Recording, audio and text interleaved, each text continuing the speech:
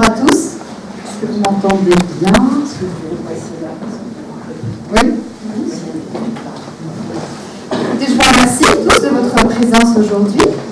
Je viens vous parler d'Émile Malle à un double titre. Donc, effectivement, je fais une thèse à Paris 4 sur Émile Malle après avoir soutenu un mémoire en 2011 sur le patriotisme dans l'œuvre d'Émile Malle. J'avais fait des études d'histoire, mais mon intérêt pour Émile Malle, il est venu avec mon mariage, puisque mon mari est l'arrière-petit-neveu d'Émile Malle. Et il était très proche de la fille d'Émile Malle, Gilberte, qui est morte en 2008. Et quand Gilberte est morte, elle n'avait pas elle-même d'enfant. Émile Malle a eu 2 enfants qui n'ont pas eu d'enfants. Elle était très proche de Florent. Elle lui a demandé d'être le légataire universel pour tout ce qui concerne l'œuvre de son père. Donc, moi, je connaissais Émile Malle assez vaguement. J'avais lu entre les mains son livre le plus connu, L'art religieux du XIIIe siècle. Et donc, quand on a eu cette charge morale, on peut dire, je me suis dit, bon, je vais lire Émile Malle. J'ai vraiment eu un coup de cœur pour Émile Malle. J'avais arrêté mes études d'histoire et je les ai pour travailler. Donc, j'ai repris ces études pour travailler sur Émile Malle, avec bonheur. Voilà. Donc, aujourd'hui, j'avais envie de venir vous parler des Bourbonnais vus par Émile Malle, des Bourbonnais de l'ancien temps, donc peut-être pour certains d'entre vous, de vos aïeux, parce qu'il me semble important dans une époque, on pourrait dire, de mondialisation tous azimuts, de savoir d'où l'on vient et de ne pas oublier ses racines. Et tant qu'à faire, pour un sujet comme celui-là, autant que ce soit un Bourbonnais qui dresse le portrait de ses compatriotes. Donc moi, aujourd'hui, cet après-midi, je ne suis que le porte-parole d'un homme de votre région, n'étant pas moi-même bourbonnaise, même si on pourrait dire que je suis devenue un peu par adoption, puisque c'est donc la région de mon époux, et mes beaux-parents ont encore une maison à Bellenave dans laquelle nous allons souvent et dans laquelle Émile Malle se rendait lui-même en vacances. Alors pour ceux qui l'ignoreraient, même si je pense qu'il n'y en a pas beaucoup dans un public comme vous qui est très au fait de la culture bourbonnaise, mais pour ceux qui l'ignoreraient, je rappelle juste qu'Émile Malle, qui est né donc en 1862, pendant le Second Empire, et qui est mort en 1954, est un des illustres visages de la vie intellectuelle bourbonnaise. C'était un historien d'art, il était professeur en Sorbonne, et il était écrivain, et il était académicien, doublement académicien, l'Académie des inscriptions et des lettres en 1918, et l'Académie française, où il a été élu en 1927. Donc cette figure illustre de l'histoire de l'art français est née en 1862 à Commentry, qui est une petite ville de l'ouest du Bourbonnais, à la lisière des Combrailles. Quand il y naît, c'est une ville où coexistent à la fois l'agriculture et l'industrie. Il y avait des mines, bien sûr, il y avait aussi une forge à Commentry, puis ensuite une glacerie. Et quand il voit le jour donc, dans cette ville, c'est une ville qui se développe un peu anarchiquement dans un contexte de bouleversement politique et social. Et c'est une ville, bien que ce ne soit pas vraiment un petit hameau bourbonnais blotti contre son église romane, comme il y en a beaucoup dans votre région, mais plutôt une cité minière assez triste, d'aspect assez triste et pas très, sans beaucoup de relief. Émile Malle, qui pourtant était très exigeant en matière artistique, Émile Malle est extrêmement attaché à cette ville. Et il le restera toute sa vie. Il a écrit un certain nombre de textes sur Commentry. On voit qu'il aime cette ville comme sa propre mère.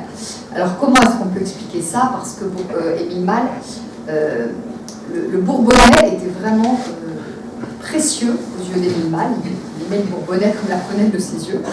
Ses grands-parents paternels et maternels étaient installés dans le Bourbonnais depuis des générations. Et lui-même, donc, considérant qu'on était très imprégné par ses racines, bien qu'il n'ait pas habité le Bourbonnais ou très peu, il revenait pendant toutes les vacances scolaires, quasiment jusqu'à sa mort, il revenait en Bourbonnais. Donc c'est pourquoi parler des Bourbonnais vus par Émile Malle, c'est aussi entrevoir quelques aspects de la personnalité d'Émile Malle, qui était un homme très pudique, qui n'aimait pas du tout se raconter, qui sans doute n'aurait pas tout à fait trouvé sa place dans notre époque. Et donc, voilà, quand on parle du Bourbonnais, eh bien, on arrive comme ça un petit peu à reconstituer le puzzle de la personnalité d'Émile. Voilà, donc je vais vous parler de la façon dont ils voyaient les Bourbonnais, et en commençant d'abord, alors je vois que j'ai inversé dans le plan, je vais d'abord commencer par vous parler de l'estime de Malle pour les paysans. C'est quelque chose qui est assez frappant. Émile Malle est un homme qui est issu d'un milieu très modeste. C'est un homme qui a fait une carrière brillante, mais ses deux grands-parents étaient à la fois paysans et mineurs. Et donc, ce qui est très net dans ces textes, c'est l'estime, et on pourrait presque dire la vénération, qu'Émile Malle porte au peuple bourbonnais. Alors, le peuple bourbonnais, pour Émile Malle, s'identifie encore, au moins en tout cas au temps de son enfance et de sa jeunesse, avec le paysan, avec les paysans bourbonnais. Alors, Émile Malle porte au nu le paysan bourbonnais, et il a même plusieurs fois écrit qu'il était inconcevable de parler du Bourbonnais, ou qu'il aurait dû être inconcevable de parler, de relater l'histoire du Bourbonnais, en la réduisant aux événements politiques et militaires majeurs, et en négligeant de se pencher sur ceux qui sont l'âme de cette province, en tout cas à ses yeux, et qui sont les habitants des campagnes. En cela, Émile Malle est en avance sur l'historiographie de son temps, qui jusque dans les années 30 à peu près ne dédaigne de s'intéresser au peuple pour se focaliser sur les personnalités qui ont tenu un rôle de premier plan dans la vie publique française. Émile Malle, lui, il se situe dans la lignée d'un de ses compatriotes que vous connaissez tous, au nom prédestiné, Achille Allier, grande figure de l'historiographie romantique dans l'Allier. Et Émile Malle loue la démarche d'Achille Allier lors du centenaire de sa mort. Il est venu faire une conférence à Montluçon sur Achille Allier. Et voici ce qu'il dit. Dans sa pensée, l'Ancien Bourbonnais, l'Ancien Bourbonnais, c'est le livre phare d'Achille Allier, l'Ancien Bourbonnais ne devait pas être seulement une chronique des sires et des ducs de Bourbon, mais un vaste tableau où la province tout entière revivrait avec ses paysages, ses monuments, ses habitants. On y verrait le paysan, vêtu de son costume des jours de fête. On y entendrait raconter ses légendes, chanter ses chansons. Le Bourbonnais ne serait plus une abstraction, mais une réalité vivante. Son mérite, donc le mérite d'Achille Allier, est d'avoir compris un des premiers que le paysan, dédaigné jusque-là par le peintre et par l'écrivain, avait sa place dans l'art et dans l'histoire. Mais comme souvent, quand on prend le contre-pied de ce qui se fait, on a tendance à en rajouter. Et de toute évidence, Émile Malle magnifie la vie de ses ancêtres et il les idéalise. Alors, c'est pas voulu, c'est pas calculé, c'est plutôt qu'Émile Malle, par tempérament, est un homme qui cultive la gratitude. Alors, la gratitude envers ses proches, mais la gratitude aussi envers ses ancêtres. D'où cette espèce d'idéalisation. Alors, je vous lis ce qu'il écrit encore dans son hommage à Achille Allier. Vers 1830, le paysan du Bourbonnais était resté immuable.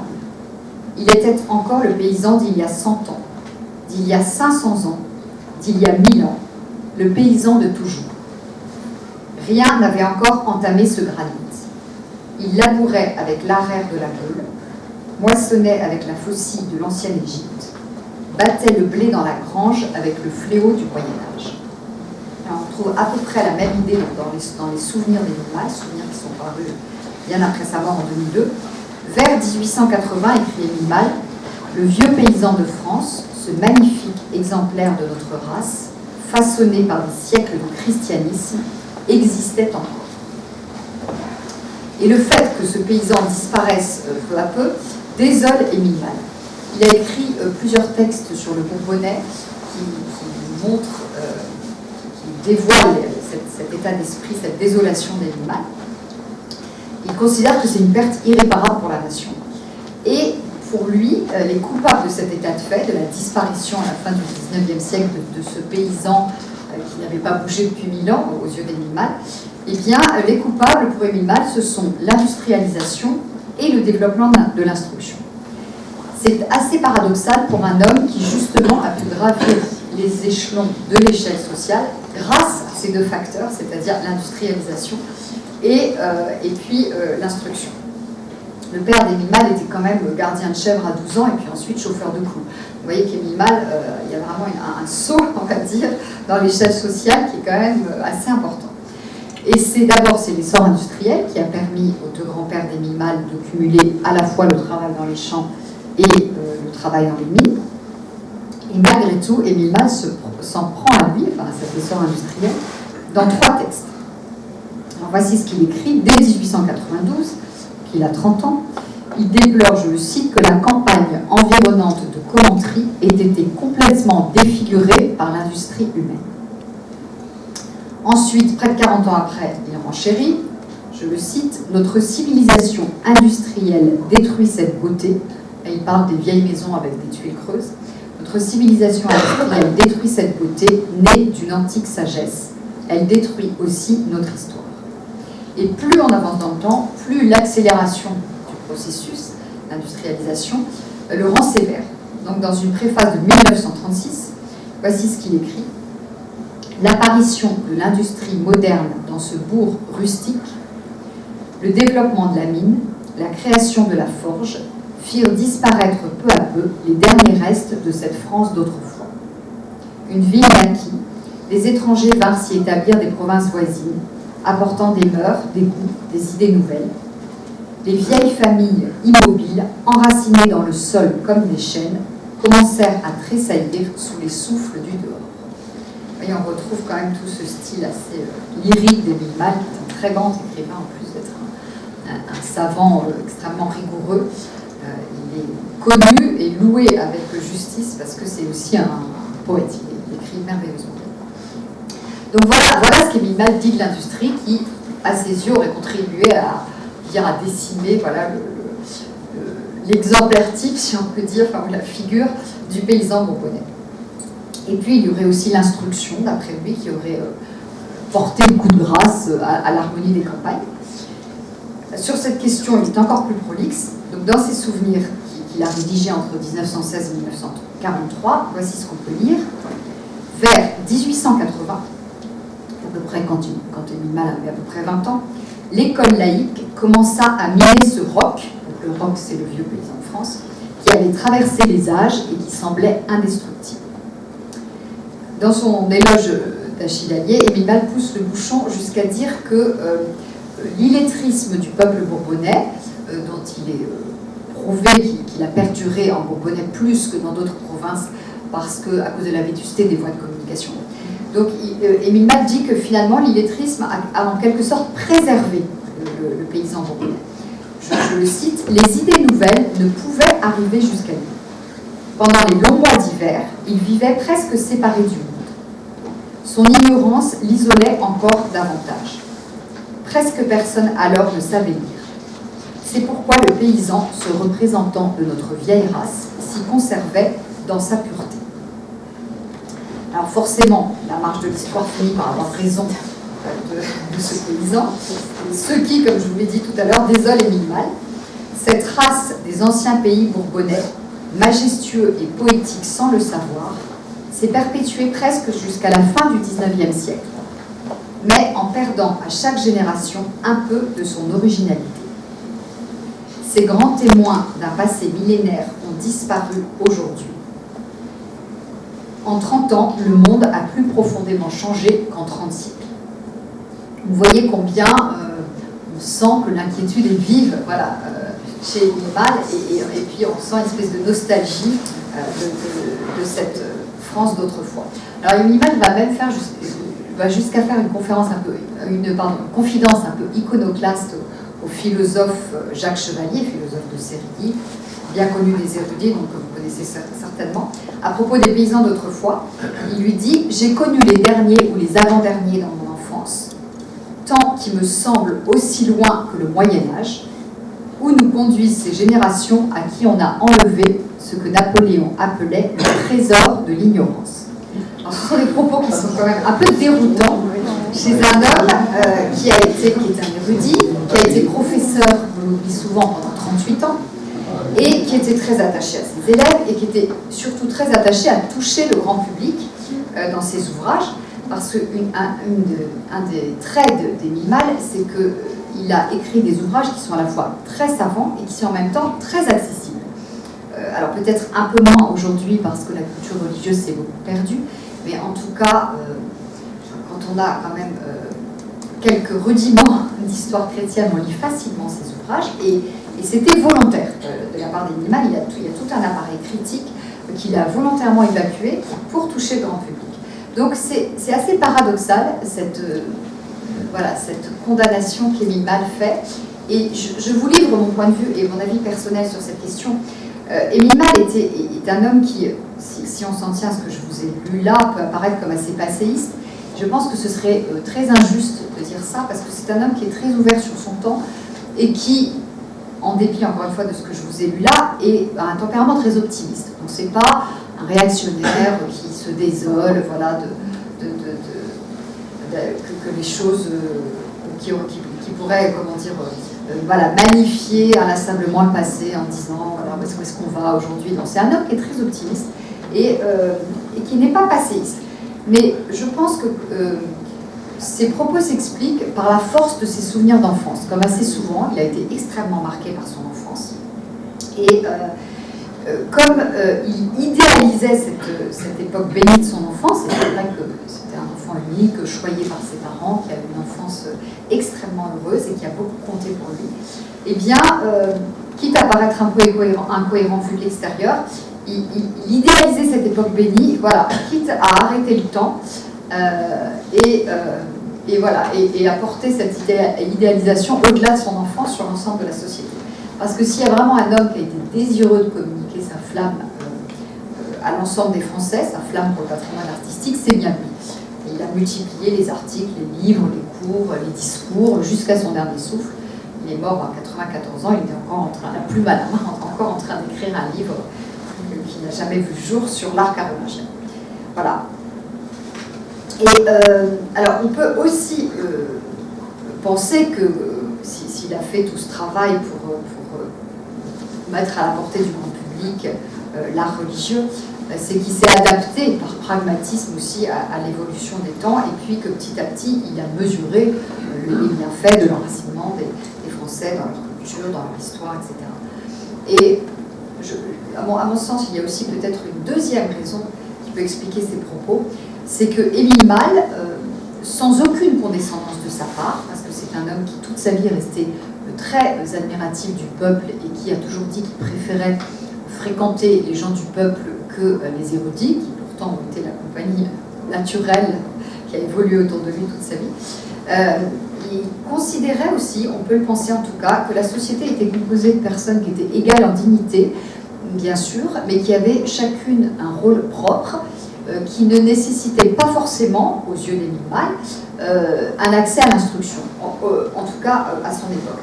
Parce qu'on peut présupposer ça, parce que d'où vient l'intérêt qu'Émile Malle a porté au Moyen-Âge? Eh bien, alors qu'il était dans une époque où on portait au nu que l'Antiquité, donc lui-même à l'école normale supérieure, et puis ensuite avait été bercé dans cette espèce d'amour de l'Antiquité grecque et romaine, par laquelle il était passionné, mais il était tout destiné pour travailler là-dessus. Et en fait, il a choisi de travailler sur le Moyen-Âge parce qu'il a été fasciné lors d'un voyage à Florence, quand il avait à peu près 25 ans. Il a été fasciné par une fresque de Bonaiuti, un peintre du XIVe siècle, qui représentait la société médiévale comme une société pyramidale parfaitement hiérarchisée. Alors, la question n'est pas de savoir si cette vision du Moyen-Âge est conforme ou non à la réalité, peu importe, mais en tout cas, aux yeux d'Émile Malle, le Moyen-Âge est un monde ordonné, harmonieux, où chacun est à sa place. Et Émile Malle n'avait pas l'idée, ou n'aurait pas eu l'idée, même si ça peut nous surprendre aujourd'hui, d'y voir une injustice. Encore moins, il n'aurait pas eu le comportement de s'enorgueillir de sa position, lui qui a réussi à faire partie de l'élite culturelle de son temps. Mais voilà, à ses yeux, une société, c'est une société harmonieuse, c'est une société qui est hiérarchisée, et voilà, où chacun a un rôle, et ce rôle, pour lui, un paysan, à sa place de paysan, n'a pas forcément besoin d'avoir accès à l'instruction. Ce sont des propos qu'on peut contester, mais j'essaie de vous expliquer voilà, de regarder les choses à travers les yeux d'Émile Mâle, et non pas voilà, à travers nos yeux d'hommes modernes. Alors, comment est-ce qu'il le voyait, ce peuple bourbonnais? Alors tout d'abord, donc, je vais vous parler de la façon du tempérament, la façon dont Émile Mâle concevait le tempérament bourbonnais. Alors, hop. Ah oui, d'abord je vous ai mis simplement quelques photos de la vie d'Émile Mâle parce que comme ça vous verrez un peu, puisque ses parents, ses grands-parents, sa femme aussi étaient bourbonnais, donc il est entouré de bourbonnais. Donc je vous ai mis quelques photos qui n'ont pas forcément de lien avec ce que je vais vous dire ensuite, mais qui permettent quand même de voir certains visages bourbonnais. Donc d'abord son grand-père maternel, Mathieu Mâle, son grand-père paternel, Pierre Allot, sa femme. Émile Mâle dessinait, hein, les dessins sont des dessins d'Émile Mâle à la mine de plomb, il dessinait, il peignait, on verra tout à l'heure. Parce que c'est une époque où on apprenait à l'école normale supérieure aussi bien à danser qu'à chanter, dessiner, et puis évidemment ensuite l'histoire, la science, etc. Il y a cette photo que j'aime énormément de sa mère, Mélanie Mâle, à 85 ans à Commentry. Je trouve qu'elle est vraiment plus vraie que nature, très belle, voilà, cette femme très digne. Et puis donc sa belle-mère à Bellenave, dans la maison de famille qui a été conservée. Ensuite, voilà, vous voyez Émile Mâle lui-même à une quarantaine d'années, sa femme Marguerite qui avait 18 ans de moins que lui, et puis ses deux enfants, donc Gilberte et Pierre. Ils se sont mariés ni l'un ni l'autre, donc Émile Mâle n'a pas de descendance directe. Et puis voilà quelques portraits d'Émile Mâle avec sa moustache tombante qui lui est souvent associée.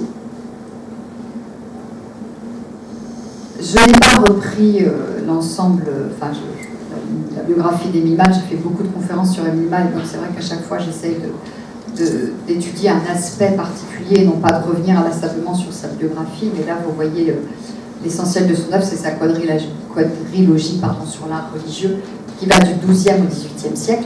Il y a un tome sur le XIIe, un tome sur le XIIIe qui est le plus connu, un tome sur la fin du Moyen-Âge, XIVe, XVe, et puis un sur la contre-réforme. Et si vous n'avez pas envie de vous plonger dans ces monuments, qui sont passionnants, mais qui sont certes assez importants en volume, il y a un petit ouvrage que vous voyez en bleu, là, qui s'appelle L'art religieux du XIIe au XVIIIe siècle, où Émile Mâle a lui-même extrait les passages les plus importants de ces 4 ouvrages. Donc ça permet de se familiariser avec l'œuvre d'Émile Mâle. C'est un petit ouvrage, pour le coup, l'art religieux du XIIe au XVIIIe siècle, ça vous donne une vision globale. Alors, avant de passer au costume bourbonnais, donc je vais vous dire comment Émile Mâle voyait ses compatriotes, le caractère, le tempérament de ses compatriotes. Donc, pour Émile Mâle, le paysan bourbonnais, il incarne le peuple français par excellence, qui, aux yeux d'Émile Mâle, est dur au labeur, est courageux, est modeste et avisé. Ça, c'est pour les qualités. Mais le paysan bourbonnais est aussi, dit Émile Mâle, sévère, ombrageux, voire farouche, et puis bagarreur. Dans ses souvenirs, Émile Mâle raconte que la fête patronale, qui mettait donc à l'honneur de sa patronne d'église dans son village natal, à Commentry, dégénérait souvent en bagarre généralisée. Je le cite, « Il y avait entre les villages des rivalités, et souvent la journée se terminait par une bataille. Mon grand-père parlait souvent d'un paysan dont les 4 fils inspiraient la terreur. Le père les encourageait lui-même à bien faire, et partout où il paraissait, les fêtes devenaient des batailles rangées qui ne prenaient fin qu'à l'arrivée des gendarmes. Ces mœurs un peu sauvages, cette espèce de chevalerie rustique, entretenait chez lui l'esprit militaire. » Donc vous voyez quand même la tendresse, on peut dire, d'Émile Mâle, du professeur de la Sorbonne pour ses compatriotes, parce que loin de les blâmer pour un comportement qui n'est pas très glorieux d'arriver dans une fête de village pour semer la zizanie, eh bien lui, il les excuse presque en recourant à cette comparaison quand même assez flatteuse avec l'esprit chevaleresque. Et ça s'explique par le fait qu'Émile Mâle est foncièrement bienveillant de nature. C'est vraiment un homme qui est bon, qui est souriant, qui est toujours tout à fait positif. Donc cette bienveillance, elle finit toujours par l'emporter. C'est pour ça qu'après avoir exprimé ses réticences face au progrès, Émile Malle admet ensuite que ce dernier, que le progrès a civilisé le peuple. Je le cite, « L'ignorance avait donné aux paysans bourbonnais une sorte de grandeur épique. La culture mettra en relief ses excellentes qualités, politesse et sociabilité. » Et dans un autre texte, Émile Malle ajoute à ces qualités, donc politesse et sociabilité, la douceur de mœurs et la gaieté. Voilà, vous me direz si vous vous reconnaissez, ou si vous reconnaissez peut-être vos parents, vos grands-parents, dans ces traits. Voilà. Émile Malle donc voit les Bourbonnais comme des gens qui seraient à la fois polis, sociables, gais. Alors, quand même, sa magnanimité ne lui ôte pas sa lucidité. Il trouve aussi des défauts à ses compatriotes, mais toujours sans jamais rien perdre de son indulgence. Donc, quand il lit sous la plume d'un historien que les Bourbonnais, je cite, manquent de persévérance et de sens de l'effort, il admet que ça n'est pas faux, mais il nuance. Je le cite, il est certain qu'entre la gravité de l'Auvergne et les fortes convictions du Nivernais, le Nivernais c'est à peu près la Nièvre, alors quand Émile Malle dit la gravité de l'Auvergne, il parle des anciennes provinces. Donc quand Émile Malle parle de l'Auvergne, il n'y inclut pas le Bourbonnais, c'est l'Auvergne qui recouvre le Puy-de-Dôme, le Cantal et puis une partie de la Haute-Loire. Donc, entre la gravité de l'Auvergne et les fortes convictions du Nivernais, le Bourbonnais représente une zone tempérée, une zone aimable de douce ironie et de léger scepticisme. Mais chez nous, combien d'hommes de volonté font mentir ce portrait? Combien Achille allié, dévoré du besoin de produire et victime d'un travail forcené, lui ressemble peu? On pourra en dire autant d'ailleurs d'Émile Malle, qui était un grand travailleur, tout Bourbonnais qu'il ait été. Et Émile Malle conclut avec son espèce d'indulgence, de bonhomie habituelle. Le caractère bourbonnais est donc infiniment riche. Voilà pour le portrait moral qu'Émile Malle fait de ses aïeux. Alors, en ce qui concerne l'apparence physique, on sent que Émile Malle a vraiment plaisir, dans la douzaine de textes qu'il a écrits sur le Bourbonnais, on sent que ça lui fait vraiment plaisir de ressusciter un peu les profils de ses ancêtres, et donc il évoque à plusieurs reprises le costume bourbonnais. Alors il ne fait pas par goût du folklore comme on le voit parfois aujourd'hui, comme on l'a vu au siècle dernier, mais il considère beaucoup plus profondément que les tenues vestimentaires propres à chaque région sont hautement révélatrices. L'instinct des races, écrit-il, quand il parle de race, c'est pas du tout dans le sens racial dans lequel on entend aujourd'hui, c'est dans le sens de peuple comme on emploie ce terme au XIXe siècle. Donc l'instinct des races s'exprime très haut dans ces symboles, écrit-il. Alors les tenues qu'Émile Malle dépeint, ce sont à la fois les tenues qu'il a vues lui-même dans son enfance, donc à la fin du XIXe siècle, mais aussi les tenues qu'il remonte un peu plus loin et il décrit les tenues que ses parents ont connues dans leur propre enfance. Alors, en ce qui concerne les femmes, voilà ce qu'il dit des Bourbonnaises qu'il a lui-même vues, donc à la fin du XIXe siècle, qu'il a croisées dans les rues de Commentry. Telle qu'elle était, cette Bouige, donc la Bouige est un lieu-dit qui est devenu un quartier de Commentry, donc telle qu'elle était, cette Bouige encore rustique me donnait à moi, qui venais de Saint-Étienne, l'impression d'un village ancien, d'un village d'autrefois. Je fais juste une parenthèse pour dire qu'Émile Malle a quitté le Bourbonnais quand il avait 2 ans, parce que son père a été appelé à la mine de Montieu, donc dans la banlieue de Saint-Étienne. Donc il a passé toute son enfance dans la banlieue de Saint-Étienne, mais ses grands-parents étant dans le Bourbonnais, revenant toutes les vacances, d'abord à Commentry jusqu'en 1929, jusqu'à la mort de sa mère, et puis ensuite à Belnave, donc dans la famille de sa femme. Donc il arrive de Saint-Étienne et il dit que quand il arrive à Commentry, il a l'impression d'être dans un village d'autrefois. Les gens ne m'étonnaient pas moins que les choses. Les femmes, avec leurs chapeaux auvergnats, leurs capes bleues à capuchon, leurs bennes celtiques sur le dos, leur accent chantant, me faisaient vivement sentir que j'avais changé de pays. Alors je reprends ces différents éléments. Donc la benne celtique, c'est cette espèce de hotte en osier, voilà, qui se porte sur le dos. Donc vous voyez qu'il a lui-même dessiné. Donc là j'ai fait un gros plan sur un dessin d'Émile Malle, dont on n'a pas la date exacte, il a été publié dans les souvenirs, mais il a à peu près 25 ou 30 ans. Et puis j'ai fait un gros plan, même si c'est pas très heureux, parce que les photos sont pas très bonnes, sur une huile sur toile qu'il a peinte à peu près quand il avait 30 ans aussi, qui figure au musée Émile Malle de la Pléiade à Commentry. Je vous montrerai tout à l'heure l'ensemble de ces huiles sur plâtre qui ont été réalisées par Émile Malle lui-même. Donc vous voyez cette espèce de hotte qui servait à transporter le bois, les châtaignes, les fruits, voilà, que les femmes portaient sur leur dos. Quand il parle de cape bleue, c'est cette cape qu'il a donc lui-même représentée, que vous voyez là, avec cette femme qui est à côté d'une chèvre, et puis qu'on voit aussi sur cette aquarelle de Marcel Fournier, qui était une cape qui n'avait pas de manches, qui était souvent bordée de velours noir. On l'aperçoit, même si la qualité n'est pas très bonne, dans l'huile sur toile, sur plâtre d'ailleurs, je me suis trompée, excusez-moi, c'est bon, j'ai délégué à mon mari le soin de faire le PowerPoint. Huile, donc c'est une huile sur plâtre. Normalement, cette cape était bordée de velours noir, et puis elle était attachée sur le devant, soit par une petite chaînette, soit par un travijou, ce qu'on appelait un travijou, qui était un double bouton, qui était soit en os, soit en pierre, soit en bois, voilà. Et donc les femmes portaient cette cape pendant la mauvaise saison. C'était une cape qui était une grande cape bleue ou noire, et voilà. Et ce que décrivent Augustin Bernard et Camille Gagnon dans un ouvrage qui est devenu un classique, qui s'appelle Le Bourbonnais. Voilà, il y a un passage où ils décrivent cette cape que les femmes portaient.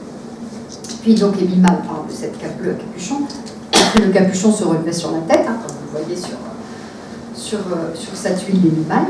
Et puis il parle aussi de chapeau auvergnat. Alors qu'est-ce que c'est que donc, ce chapeau qu'Émile Malle qualifie d'auvergnat? Alors il nous donne lui-même la réponse dans un texte qu'il a écrit sur Commentry. Les femmes portent encore cet étrange chapeau de paille orné de larges rubans de velours noir, qui est plus auvergnat que bourbonnais, et qui, il faut l'avouer, est médiocrement pittoresque. Alors, je vous montre une photo. Voilà. Donc, vous voyez voilà, c'est ce chapeau-là dont Émile Malle parle, et qu'il trouve médiocrement pittoresque. Le délicieux chapeau des paysannes de Moulins, qui semble fait pour embellir la tête charmante des bergères de l'Astrée, prouve pourtant que nos vieilles races eurent le sentiment de la grâce. Donc là, vous voyez le fameux chapeau dont on va reparler à deux bonjours sur la photographie en noir et blanc, qu'Émile Malle préfère de loin à celui d'à côté. Je soupçonne le chapeau de Commentry d'être une importation étrangère, et il serait téméraire de juger là-dessus le génie du lieu. Vous voyez que c'est le chapeau à deux bonjours qui a la préférence d'Émile Malle. Donc c'est évidemment ce délicieux chapeau, d'après l'interprétation d'Émile Malle, c'est ce fameux chapeau à deux bonjours. Alors les romantiques et les folkloristes en ont fait l'emblème du Bourbonnais, alors qu'il n'a été réellement porté que dans un périmètre assez restreint et sur une courte période, dans la région de Moulins et Bourbon-l'Archambault, dans la première moitié du XIXe siècle, et puis ensuite au sud du Bourbonnais. Donc c'est une espèce de chapeau tressé en paille qui est évasé sur le devant, et puis, voire mieux sur d'autres photos, qui se relève en calotte à l'arrière, et qui se portait, non pas directement sur la chevelure, mais soit sur un béguin, donc cette espèce de coiffe qui se nouait sous le menton, soit par-dessus un bonnet. Donc là, Émile Malle l'a représenté, ce chapeau à deux bonjours. C'est toujours lui sur plâtre et non pas sur toile. Et puis il y a cette célèbre représentation de la mère au berger, le Paul de la Boulet. On voit très souvent dans les ouvrages sur le Bourbonnais, on voit bien voilà, on voit mieux ce chapeau à deux bonjours qui plaisait tant à Émile Malle. C'est vrai que c'est assez pittoresque et assez original. Voilà. Mais donc, en tout cas, au grand dépit d'Émile Malle, ce chapeau à deux bonjours n'a pas été adopté par les Bourbonnaises des Combrailles. Et donc, ils ont préféré cette espèce de paillole, comme on dit, je ne sais pas si on prononce ça comme ça, qui a une large visière, une espèce de calotte échancrée pour laisser passer le chignon. Voilà le portrait qu'Émile Malle fait des Bourbonnaises. Moi, je ne suis pas du tout exhaustive sur le costume bourbonnais, je ne vous parle que de ceux dont Émile Malle nous a parlé. Voilà, sinon, ça pourrait donner matière à une conférence à soi toute seule. Alors, en ce qui concerne les hommes qu'Émile Malle a pu observer sur le marché, avec ses yeux d'enfant, sur le marché de Commentry, il n'en dit presque rien, sinon qu'ils étaient, je cite, rasés à l'antique et vêtus de leurs blouses neuves, toutes raides et violettes comme la pourpre de Tyr. Là, on retrouve bien le poète chez Émile Malle, parce que plus que d'être violette, cette blouse, elle était plutôt bleue, mais sans doute violette, c'est vrai que c'est peut-être un peu plus pittoresque. Et donc, c'est donc une blouse qui est plutôt bleu-violette et qui était portée dans l'ensemble du centre, chez les paysans du centre de la France, à partir du milieu du 19e siècle, et qu'on appelle la biaude. Alors, je vous ai mis une photo. Vous voyez que c'est quand même beaucoup plus bleu-violet. Mais sans doute, ça se prêtait mieux à une comparaison avec Tyr, sous la plume d'Émile Malle. Donc voilà. Et Émile Malle me dit, des paysans de son enfance, il n'évoque que cette blouse violette. Par contre, les paysans qui séduisent beaucoup plus, ce sont ceux de la fin du XVIIIe et puis de tout le XIXe que fréquentait son père, les paysans que fréquentait son père Gilbert, Gilbert qui est mort en 1909, et parce qu'ils lui paraissent beaucoup plus pittoresques, comme Émile Malle aime beaucoup le pittoresque. Là, voilà donc ce qu'il en dit. Le matin, le paysan mettait ses culottes bleues. Alors, il faut que je vous mette la bonne photo, ce serait plutôt celle-là. Ses culottes bleues, ses hautes guêtres de toile retombant sur les souliers, sa courte veste bleue, son grand chapeau. Vers 1840, les paysans bourbonnais, avec leurs costumes archaïques, leur visage rasé, leurs cheveux longs, ressemblaient aux paysans bretons. Alors comment est-ce qu'on explique que les paysans bourbonnais puissent faire penser à des paysans bretons? Tout simplement parce que dans nos campagnes, les particularismes vestimentaires n'apparaissent qu'à la fin du XVIIIe siècle. Donc, avant la fin du XVIIIe siècle, les hommes des différentes provinces présentent entre eux de fortes ressemblances sur plusieurs générations. Donc, Émile Malle aurait aussi bien pu dire que les paysans que fréquentait son père ressemblaient aux paysans bourguignons ou aux paysans normands. En tout cas, Émile Malle doit avoir été très marqué par cette longue chevelure celtique. Je n'ai malheureusement pas trouvé de photo, donc si vous en avez, ça m'intéresse. Donc les paysans bourbonnais au 19e avaient 2 tresses disposées sur le devant, et il en parle très souvent dans plusieurs de ses textes. Alors je ne vous citerai pas tous les textes pour ne pas vous lasser, vous les retrouverez dans l'article qui paraîtra dans la revue, mais sans doute vous savez que c'était donc la coiffure bourbonnaise jusque dans les années 1830. Et puis Émile Malle, donc, dans ce texte, évoque aussi son grand chapeau, donc sa courte veste bleue, son grand chapeau. Donc qu'est-ce que c'était que ce grand chapeau? Eh bien, c'était le fameux chapeau à la cocherelle. C'est le nom que l'on donne en bourbonnais au champignon, la coulmelle, qui était d'abord en laine et ensuite confectionné en feutre. Voilà. Donc là, on voit bien sur cette carte postale sous lequel on distingue encore la légende paysan bourbonnais. Voilà, donc c'est de ce grand chapeau dont parlait Émile Malle. Alors, il parle aussi des guêtres. Donc, les guêtres, il semble que, effectivement, les paysans bourbonnais portaient des guêtres, donc vous voyez sur le dessin qui est là, mais en bourbonnais, elles ne sont montées jusqu'aux genoux, comme on le voit, il semble en tout cas, d'après les informations qu'on a, qu'elles ne soient montées jusqu'aux genoux que dans le sud du bourbonnais. Et puis, Émile Malle parle aussi une seule fois des chemises. Vous voyez que cet homme-là, ce paysan est en chemise, il en parle une seule fois dans un texte quand il se souvient d'une rivière de Commentry, la rivière du Petit-Bourg, sur laquelle dont il dit, d'innombrables générations de lavandières ont lavé là leur coiffe monumentale et les rudes chemises de chambre de leurs maris. Ces chemises à grand col qui écorchaient le bout des oreilles. Vous voyez, on voit bien là, ces chemises à grand col qui étaient un col qui montait très haut et qui était très échancré pour laisser passer le menton. Voilà. Donc on sent que Émile Malle, alors je vous repasse peut-être juste voir ce qu'on a évoqué. Donc là, vous voyez sur un des dessins le fameux. Là, les chapeaux sont ceux qu'évoque Émile Malle. Il y a une lithographie d'Achille Allier qui, forcément très imprégnée de romantisme, représente le chapeau à 2 bonjours. Et puis on voit aussi la cape dont je vous ai parlé tout à l'heure, cette cape avec le capuchon qui se relève sur la tête. Voilà, on voit toujours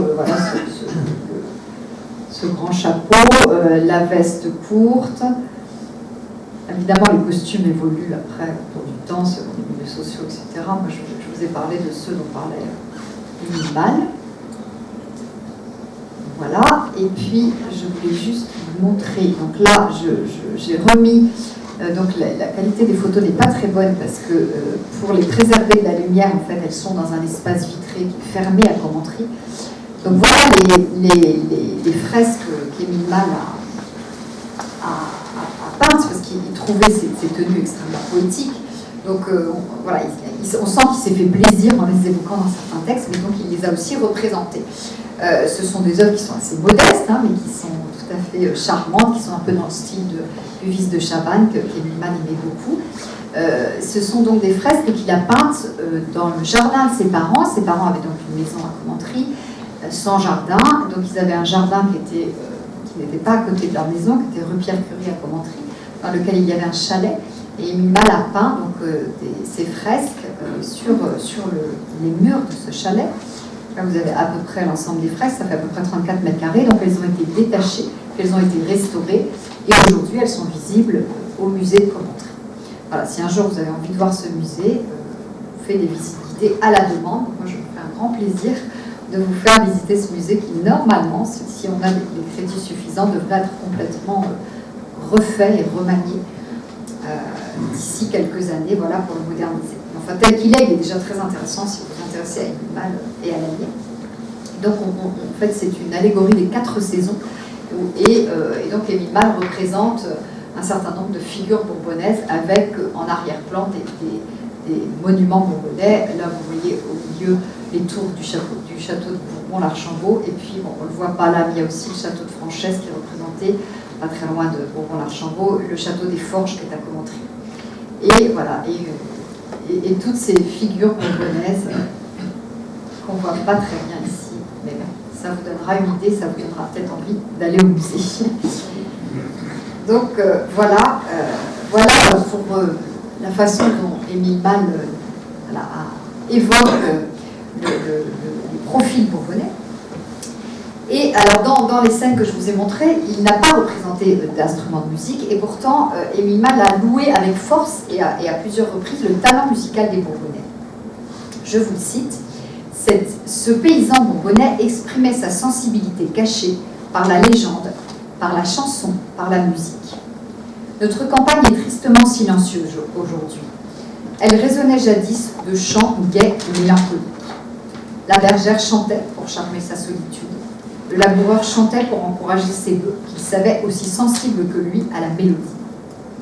Le Bourbonnais se distinguait des provinces voisines par une sorte de génie musical. Ses joueurs de vielle, ses joueurs de cornemuse étaient célèbres, et Georges Sand a rendu hommage à leur talent. Combien de ces maîtres rustiques sont morts sans que personne nous ait transmis leurs chefs-d'œuvre? Les tombes du cimetière de campagne recouvrent peut-être des grands hommes inconnus. Alors effectivement, la vielle et la cornemuse étaient les instruments, avec le violon, mais Émile Malle n'en parle pas, étaient les instruments qui étaient les plus prisés dans les bals populaires bourbonnais. Donc Émile Malle évoque Georges Sand, c'est un auteur qu'il appréciait beaucoup. Et effectivement, si vous avez lu Les Maîtres sonneurs, vous savez donc que c'est une histoire qui met en scène des joueurs de cornemuse, des cornemuseux, à la fin du XVIIIe siècle, entre le Berry et le Bourbonnais. Et voici ce que dit Georges Sand, donc un paysan bourbonnais, enfin un cornemuseux bourbonnais, pardon, un joueur de cornemuse qui est issu du Bourbonnais, assure, sous la plume de Georges Sand, assure à un berrichon, qui s'appelle Tiennet, la musique est chez nous, elle n'est pas chez vous. La musique est une herbe sauvage qui ne pousse pas dans vos terres. Elle se plaît mieux dans nos bruyères, je ne saurais vous dire pourquoi. Mais c'est dans nos bois et nos ravines qu'elle s'entretient. Donc c'est Georges Sand qui, elle, n'était pas bourbonnaise, qui me dit. Donc on peut sans crainte penser que c'était vrai. Et voici ce qu'elle fait dire aussi à un de ses personnages donc dans ce fameux livre. Car il faut vous dire que les plus fameux inventeurs sont dans le Haut-Bourbonnais, les inventeurs de musique. Dans le Haut-Bourbonnais, vers les boîtes peintes, du côté de la Sioule, du côté où la Sioule descend Émy, donc Émy, c'est un mot qu'on peut dire, parmi les monts d'Aume, et que mon père, natif du bourg nommé Uriel, d'où il a pris son nom, a passé sa vie dans les meilleurs endroits et se tient toujours en bonne haleine et provision de belles sciences. Il était dans la forêt de Troncel en Dordogne. Donc voilà ce génie musical qui a été mis en valeur par Georges Sand. Alors, je vous montre juste quelques photos où on voit donc, un joueur de cornemuse. Ça, c'est un dessin de Jean-Gabriel Sérusier, qui est à la fois un journaliste, un dessinateur, un conteur. Voilà une petite gravure où on voit à la fois le joueur de vielle et le joueur de cornemuse.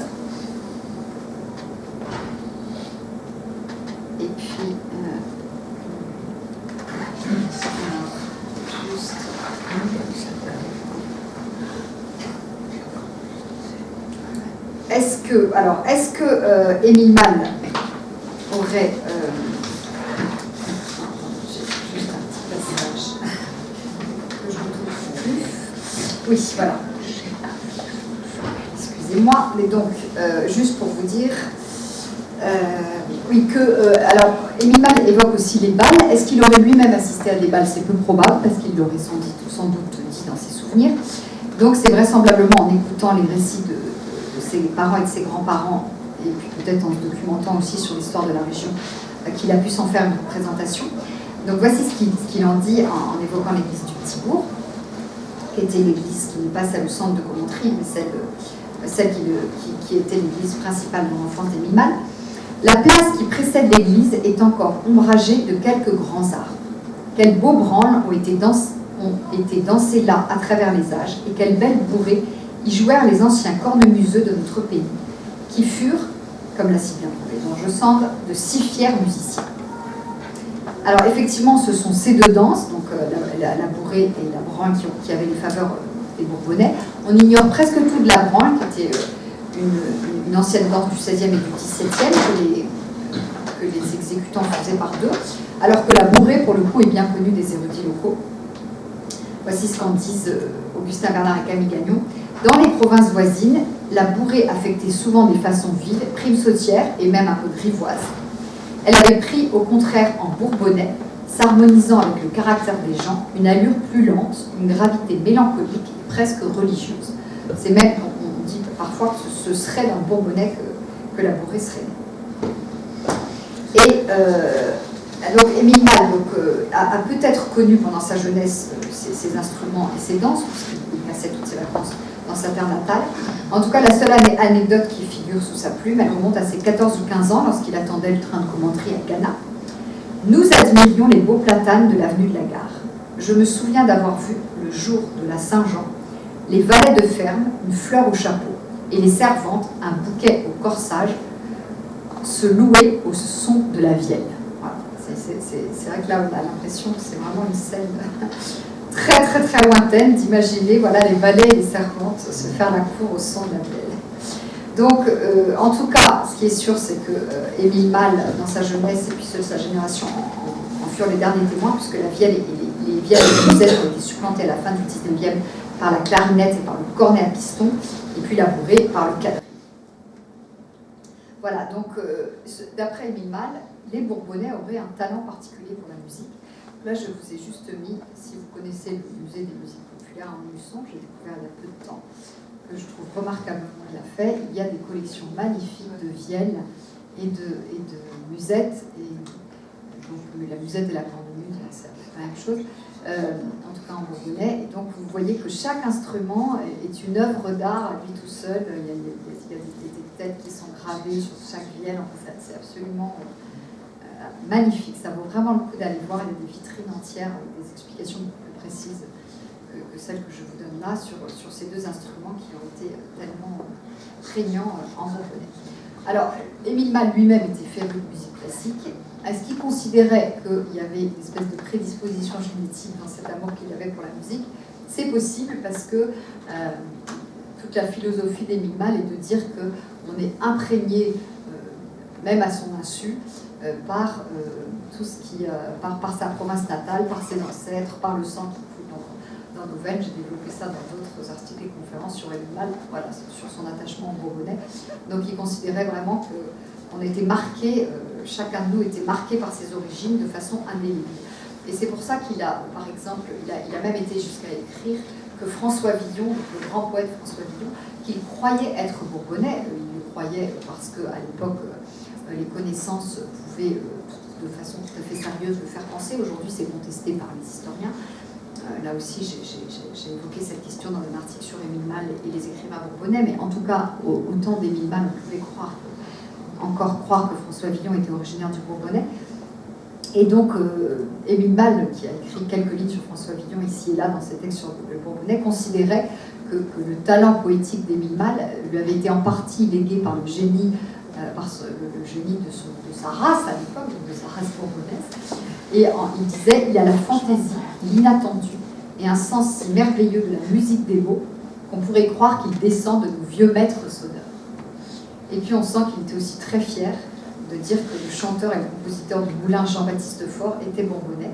Donc il y a une lettre dans laquelle il évoque, une lettre qu'il adresse à ses parents à 22 ans, en disant « Duringer », donc c'était un de ses camarades de l'école supérieure, « Duringer et moi, nous sommes allés au concert entendre l'incomparable chanteur, le grand Faure, notre compatriote, il est de Moulins. » Là, on sent qu'il est très fier voilà, d'avoir des accointances avec ce musicien. Donc vous voyez qu'à travers toute cette conférence, qu'Émile Malle, qui a passé donc, le plus clair de son temps à Paris, hein, il a vécu pratiquement toute sa vie à Paris dans le 5e arrondissement, avec une parenthèse de 14 ans quand même à Rome, l'école française de Rome, puisqu'il a dirigé là-bas l'école française de Rome. Donc vous voyez combien il est fier quand même de ses racines bourbonnaises. Et le regard plein de tendresse qu'il porte sur les Bourbonnais. Pour lui, un Bourbonnais, c'est un frère de sang. Voilà. Et donc il y a cette espèce d'idéalisation chez lui et de tendresse. Et en même temps, tous ces textes sur le Bourbonnais présentent un intérêt réel sur le plan historique, sur le plan ethnographique d'abord, et puis sur le plan littéraire. Parce que, à mon avis, qui est très subjectif peut-être, mais je trouve que les textes d'Émile Malle, qui sont à peu près une quinzaine, qui se comptent entre 12 et 15 textes sur le Bourbonnais, je trouve que ce sont les textes dans lesquels son talent littéraire est le plus marqué. Sans doute parce que voilà, il y a mis beaucoup de lui-même. Et donc je vais terminer cette conférence par un passage que je trouve délicieux, qui est issu d'un article qu'il a écrit sur sa ville natale, sur Commentaire. Le bois des Forges fut jadis une forêt. Les gens de la Bouige se souviennent encore d'y avoir entendu hurler les loups. Donc on est à côté, dans les environs de Commentry. Ces loups nous manquent vraiment beaucoup aujourd'hui. Combien ils ajoutaient au mystère et à la beauté virginale de la nature.